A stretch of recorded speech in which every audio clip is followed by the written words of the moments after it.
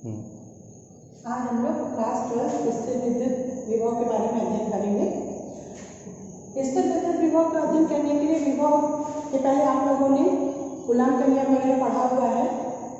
यहाँ पर हम लोग विभव की जब बात करते हैं तो विभव एक प्रकार से परिभाषा अगर हम बात करें तो एकांक आवेश को अनंत से क्षेत्र तक लाने में जो कार्य किया जाता है वही विभव कहलाता है।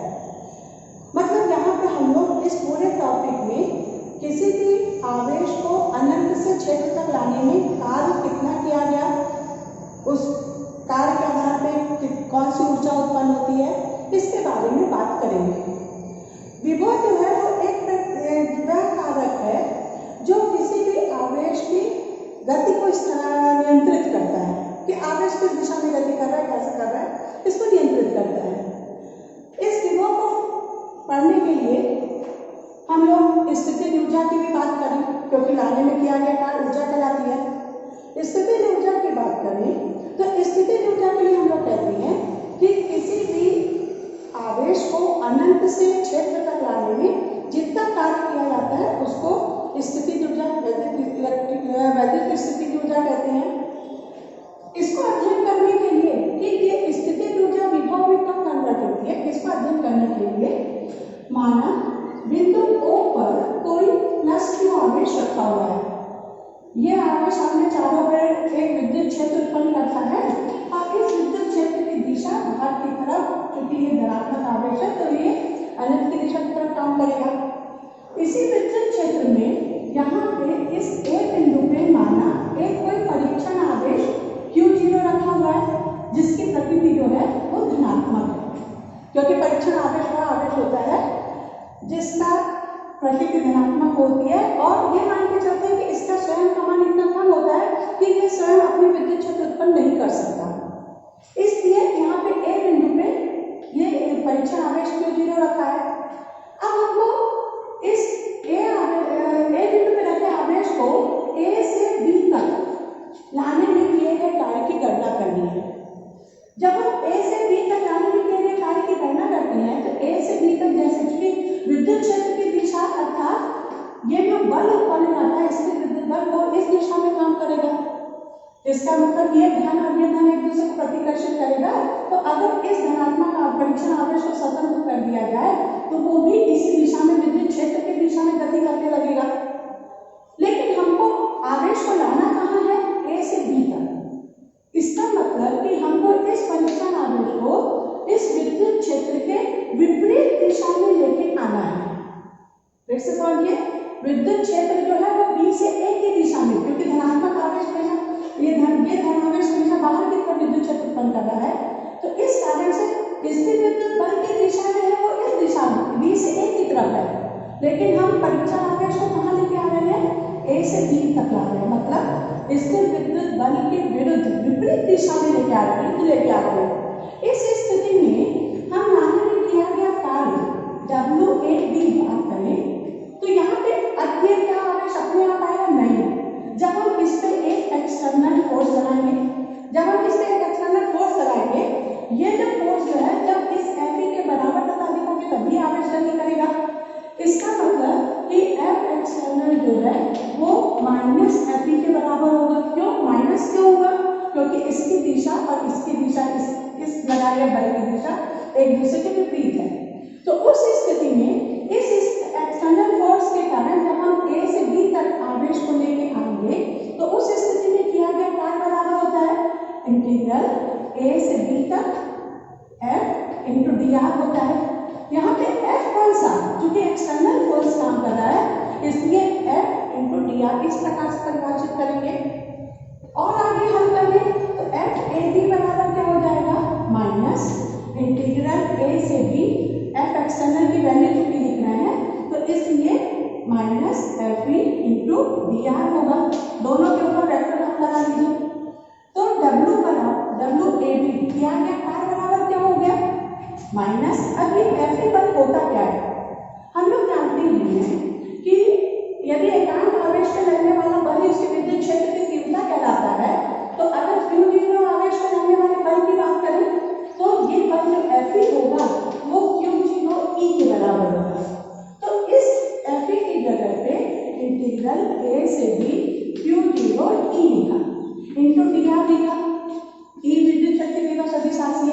तो WAB बराबर क्या हो गया, मतलब A से B तक लाने में किया गया कार्य क्या हो गया, माइनस, अब ये Q0 आवेश है, आवेश दूरी इसका निर्भर नहीं करता, इस कारण से Q0 को अगर हम बाहर निकाल दें परीक्षण आवेश को, तो इंटीग्रल A से B E डॉट dr, हमको ये किया गया कार्य मिल गया है। ये किया गया कार्य क्या है, जब हम आवेश को, परीक्षण आवेश को A से B तक लाते हैं, इसका मतलब A से B तक लाने में कण की स्थिति में परिवर्तन हो रहा है, इसके कारण स्थितिज ऊर्जा के मान में भी परिवर्तन होगा। इसका मतलब कि जो हम ये कार्य कर रहे हैं, ये कार्य वास्तव में क्या है, ये A से B तक ले जाने में किया गया कार्य जो है वो स्थितिज ऊर्जा के परिवर्तन को बताता है। अगर वो स्थितिज ऊर्जा के परिवर्तन को बताता है तो यहाँ पे किया गया कार्य जो है वो डेल्टा यू के बराबर हो गया, स्थितिज ऊर्जा के परिवर्तन के बराबर हो गया। अब देखिए, क्योंकि हम A से B तक लाने में किया गया कार्य निकाल रहे हैं, इसका मतलब A बिंदु की स्थितिज ऊर्जा, क्योंकि दूरी अधिक है तो स्थितिज ऊर्जा कम होगी, और B बिंदु क्योंकि Q आवेश से पास है, इसका मतलब स्थितिज ऊर्जा अधिक होगी। तो हम A से B तक ले जाने में किया गया डेल्टा यू निकालें, तो ये किसके बराबर होगा, UB माइनस UA के बराबर होगा, या इसी को हम लिख सकते हैं, क्योंकि WAB बराबर क्या है, माइनस Q0 इंटीग्रल A से B E डॉट dr, ये है।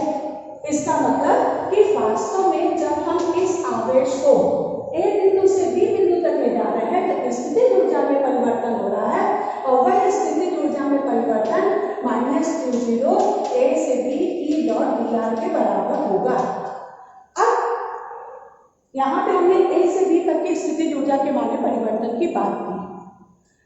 अगर हम इसी A बिंदु को अनंत माने, अब इसकी एक विशेष कंडीशन लेके चलती है कि अगर हम इस A बिंदु को मान के चलें कि ये अनंत है, मतलब यहाँ पे हमने क्या किया कि अब आवेश को हम कहाँ से कहाँ की तरफ ला रहे हैं, अब हम आवेश को अनंत से B तक ला रहे हैं, अब इस स्थिति में किए गए कार्य की गणना कर रहे हैं। तो जब हम अनंत से B तक लाने में किए गए कार्य की गणना करेंगे तो अनंत की बात क्यों कर रहे हैं, क्योंकि अनंत में विद्युत क्षेत्र की तीव्रता शून्य होती है, और अनंत में विद्युत क्षेत्र की तीव्रता शून्य होने का मतलब कि यही A बिंदु जो कि अनंत में गया है तो UA का मान में क्या हो जाएगा, स्थितिज ऊर्जा भी शून्य हो जाएगी। जब स्थितिज ऊर्जा शून्य हो जाएगी तो अब यही जो कंडीशन है डेल्टा U बराबर, यहाँ पे डेल्टा U बराबर जो हमने UB माइनस UA लिखा था तो UB माइनस 0 हो जाएगा। क्यों, क्योंकि प्रारंभिक स्थिति A बिंदु वाली अनंत पहुंच गई है तो स्थितिज ऊर्जा शून्य हो गई, तो UB माइनस 0 बराबर, अब इसको लिख दें माइनस Q0 इंटीग्रल A से B E इंटू dr। अब यहाँ पे देखिए इस तरह से UB इक्वल टू क्या आ गया, UB माइनस 0 निकाला तो UB बराबर क्या आ गया, माइनस Q0 इंटीग्रल A से B E डॉट dr आ गया। इस तरह से ये हमने क्या निकाला कि A से B तक आवेश को ले जाकर और B बिंदु पे उस आवेश में कुल कितनी ऊर्जा कार्य कर रही है, इस ऊर्जा को हम लोगों ने निकाला है। तो इस तरह से अब B बिंदु पर स्थितिज ऊर्जा क्या आ गई, B बिंदु पर स्थितिज ऊर्जा आ गई UB बराबर माइनस Q0 इंटीग्रल कहाँ से कहाँ तक, अब यहाँ पे A नहीं लिखेंगे, सॉरी यहाँ पे हम क्या लिखेंगे, क्योंकि आवेश को हम कहाँ से ला रहे हैं, अनंत से, तो यह हो जाएगा अनंत से B into E dot dr। इस तरह से ये आ गई B बिंदु पर स्थितिज ऊर्जा। फिर से देखिए हमने क्या किया, A से B तक लाने में किया गया कार्य निकाला, हमने क्या देखा कि यह किया गया कार्य जो है वो स्थिति में परिवर्तन हो रहा है, अर्थात स्थितिज ऊर्जा के मान में परिवर्तन हो रहा है। इसलिए हम लोगों ने किए गए कार्य को स्थितिज ऊर्जा परिवर्तन के आधार पर हम लोगों ने किए गए कार्य को निकाला। अब इसके बाद हमने यहाँ पे A बिंदु की कंडीशन ले ली कि ये A बिंदु यहाँ पे ना होकर अनंत में है। अनंत में होने का मतलब कि यहाँ पे हम ये मान के चलते हैं कि अनंत में विद्युत क्षेत्र की तीव्रता शून्य है, तो इसके सापेक्ष B बिंदु पर कितना स्थितिज ऊर्जा उत्पन्न होगी, वो ये आ गई, तो UB बराबर आ गया माइनस Q0 इंटीग्रल A से B E डॉट dr। अब ये तो स्थितिज ऊर्जा आ गई, हमको क्या अध्ययन करना है, विद्युत विभव का। इसका मतलब कि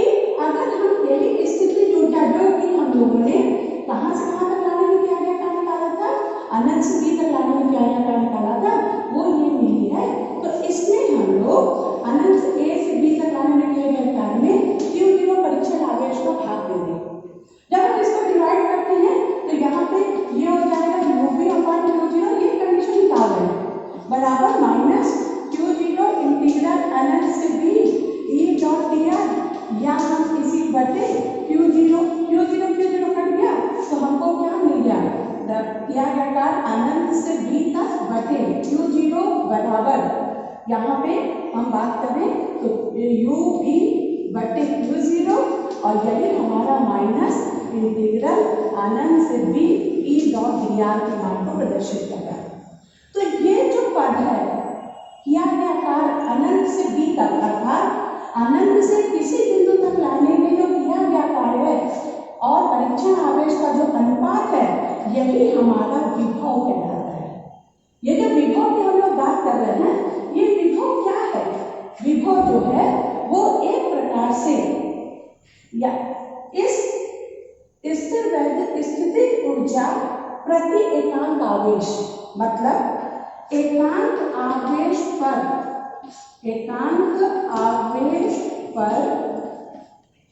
कार्य करने वाली स्थितिज ऊर्जा, एकांक आवेश पर उत्पन्न स्थितिज ऊर्जा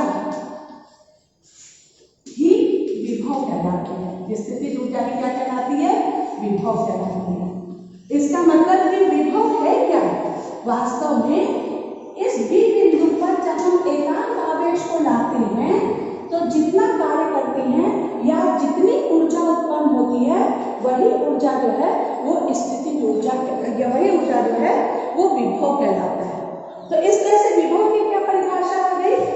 विभव की सामान्य परिभाषा जो हम लोग लेके चल रहे हैं कि क्या है परिभाषा? कि एकांक आवेश को अनंत से विद्युत क्षेत्र के किसी बिंदु तक लाने में जितना कार्य किया जाता है उसको विभव कहते हैं। क्यों? क्योंकि यहाँ पर V बराबर क्या लिखा है? W अनंत से V बटे Q0। यहीं पे अगर Q0 को हम 1 मान दें तो उस स्थिति में V बराबर क्या हो गया? W अनंत से V, मतलब एकांक आवेश को अनंत से इस बिंदु B तक लाने में जितना कार्य किया जाता है वही किया गया कार्य विभव कहलाता है। तो इस तरह से हमको विभव की परिभाषा मिल गई। इस परिभाषा को अब हम लोग सीधे से इसके आधार पर क्या निष्कर्ष या निकलता है या क्या मात्रक निकलता है इसके बारे में अध्ययन करेंगे। तो हमको क्या मिला कि देखिए, माना बिंदु O पर कोई Q आवेश है, धनात्मक आवेश है। इस धनात्मक आवेश के कारण एक विद्युत क्षेत्र है और यह विद्युत क्षेत्र P बिंदु पे हमको विभव की गणना करनी है। इसके लिए अब P बिंदु पे विभव की चूंकि गणना करनी है, एकांक धनात्मक आवेश को अनंत से क्षेत्र तक लाने में जितना कार्य किया जाएगा वही किया गया कार्य विभव कहलाएगा। तो इस तरह से क्योंकि यहाँ पर हमने फिक्स कर दिया है एकांक धनात्मक आवेश या विभव की हम लोग दूसरी परिभाषा क्या कहते हैं कि प्रति एकांक आवेश पर जितनी स्थितिज ऊर्जा कार्य करती है वही विभव कहलाती है। इस कारण से यहाँ पे विभव बराबर क्या हो गया? W अनंत से P बटे Q0। P बिंदु यहाँ पर अधिकतम B लेते थे, यहाँ P क्यों लिया? क्योंकि P हमारा कोई भी बिंदु हो सकता है और उस P बिंदु तक लाने में हम चाहे यहाँ तक ले आए, चाहे यहाँ तक ले आए, यहाँ ले आए, आवेश को लाने में किए गए कार्य करना है किसी भी बिंदु पर ले आए और उस स्थिति में जितना कार्य किया जाएगा वही उसका विभव कहलाएगा। अगर हम इस Q बिंदु पर इस R बिंदु पे लेके आते हैं तो क्या कार्य ज्यादा होगा? क्यों? क्योंकि ज्यादा दूरी तक आ रहे हैं। अगर हम इस S बिंदु तक लेके आते हैं तो और किया गया कार्य होगा। मतलब हर बिंदु का विभव जो होगा वो किस पे निर्भर करता है? किए गए कार्य पर। हाँ, एक चीज ये जरूर ध्यान रखिएगा कि हमेशा जब आवेश को लाइएगा तो विद्युत क्षेत्र के विपरीत दिशा में लाना है। मतलब आपके द्वारा बल के द्वारा जो कार्य किया जाता है वही विभव उत्पन्न होता है। अगर हम यहीं पे मान लेते हैं कि मान लीजिए यहाँ पे -Q आवेश है और -Q आवेश के कारण अब यहाँ पे एक विद्युत क्षेत्र उत्पन्न है और उसकी दिशा ये है, E की दिशा ये है। अब अगर हम परीक्षण आवेश Q0 को एकांक धनात्मक परीक्षण आवेश को इस P बिंदु तक लाने में किए गए कार्य की गणना करते हैं तो उस स्थिति में क्या होगा? देखिए, अब चूंकि ये Q0 धनात्मक आवेश है, एकांक धनात्मक आवेश है और ये Q ऋणात्मक आवेश है, इसका मतलब कि ये आवेश तो स्वयं चलाएगा, आकर्षण बल के साथ स्वयं चलाएगा। तो आपने कोई कार्य नहीं किया, इसका मतलब कि यहाँ पे किया गया कार्य कम होगा तो विभव का मान क्या होगा? कम होगा। चूंकि विभव एक अदिश राशि होती है, विभव जो है आगे हम लोग अध्ययन करते हैं कि विभव जो है वो एक प्रकार से किया गया कार्य है और किया गया कार्य एक अदिश राशि होती है। इस कारण से विभव को हम लोग अदिश राशि मानते हैं। विभव का सूत्र जो है वो V बराबर किया गया कार्य बटे Q0। यहाँ मैंने डायरेक्ट W लिखा क्योंकि हम किसी भी बिंदु को लेकर चल सकते हैं। तो विभव जो है वो वास्तव में अनंत से लाने में किया गया कार्य विद्युत क्षेत्र में बटे परीक्षण आवेश। अगर हम इसके मात्रक की बात करें तो किया गया कार्य का मात्रक क्या होता है? जूल। और आवेश का मात्रक क्या होता है? कूलम। इसका मतलब कि जूल बटे कूलम को ही एक नया नाम देते हैं वोल्ट। और अगर इस 1 वोल्ट की परिभाषा निकालना चाहते हैं इसी सूत्र के आधार पे तो हम क्या कहेंगे कि यदि हम किसी विद्युत क्षेत्र में 1 कूलम आवेश को विद्युत क्षेत्र के अंदर किसी बिंदु तक लाने में अगर किया गया कार्य 1 जूल है तो उत्पन्न विभव किस बिंदु पे उत्पन्न विभव जो है वो 1 वोल्ट कहलाएगा। फिर से परिभाषा समझ लीजिए। ये आपका विद्युत क्षेत्र है। विद्युत क्षेत्र के अनुसार यहाँ पे हम आवेश को अनंत से ला रहे हैं तो क्या परिभाषा निकली कि किसी भी विद्युत क्षेत्र में 1 कूलम आवेश को अनंत से इस बिंदु या विद्युत क्षेत्र के किसी भी बिंदु तक लाने में किया गया कार्य अगर 1 जूल है तो विभव 1 वोल्ट कहलाता है। इस तरह से विभव का मात्रक जो है वो वोल्ट होता है। अगर हम विभव का पीवी सूत्र निकालें तो W बटे Q है, Q0 है, W कार्य है और कार्य का हमको मालूम है पीवी सूत्र होता है mL² T⁻⁻²। ये कार्य का सूत्र होता है पीवी सूत्र और Q0 आवेश है और आवेश का पीवी सूत्र क्या होता है? A × T, क्योंकि मूल राशि धारा पे काम करता है उसका A से प्रदर्शित करते हैं तो A × T इसका पीवी सूत्र है आवेश का। तो विभव का सूत्र क्या हो गया? mL²। ये T ऊपर चला जाएगा तो T की घात -3 × A⁻⁻²। तो इस तरह से ये आ गया आपका विभव का पीवी सूत्र और ये आ गया आपका विभव का मात्रक। तो विभव का मात्रक होता है वोल्ट और विभव का पीवी सूत्र होता है mL² T⁻⁻3 A⁻⁻²। विभव जो है वह 2 प्रकार के होते हैं। एक होता है धनात्मक विभव, एक होता है ऋणात्मक विभव। एक होता है धनात्मक विभव और एक होता है ऋणात्मक विभव। धनात्मक विभव से मतलब क्या है? देखिए कि अगर हम बिंदु O पे +Q आवेश रखते हैं और यहाँ पे इस P बिंदु से अनंत से किसी परीक्षण आवेश एकांक को लाते हैं तो इस P बिंदु तक लाने में जो कार्य किया जाएगा वही विभव कहलाएगा। क्योंकि हम ये धनात्मक आवेश है, ये धनात्मक आवेश है, मतलब कि ये दोनों एक दूसरे को प्रतिकर्षित कर रहे हैं तो हम महाबल के विरुद्ध लाने में कार्य कर रहे हैं। इसका मतलब किया गया कार्य अधिक होगा। किया गया कार्य अधिक होने के कारण ये जो विभव है ये धनात्मक विभव कहलाएगा क्योंकि हमको ज्यादा कार्य करना पड़ रहा है। इसका मतलब कि विभव का मान बढ़ रहा है। इसी तरह से ऋणात्मक विभव का मतलब ये होता है कि मान लीजिए बिंदु O पे -Q आवेश रखा है। अब हम अनंत से परीक्षण आवेश एकांक परीक्षण आवेश को इस P बिंदु तक लेके आ रहे हैं और कार्य कर रहे हैं। क्योंकि ये माइनस आवेश है, ये एकांक धनात्मक आवेश विभव है।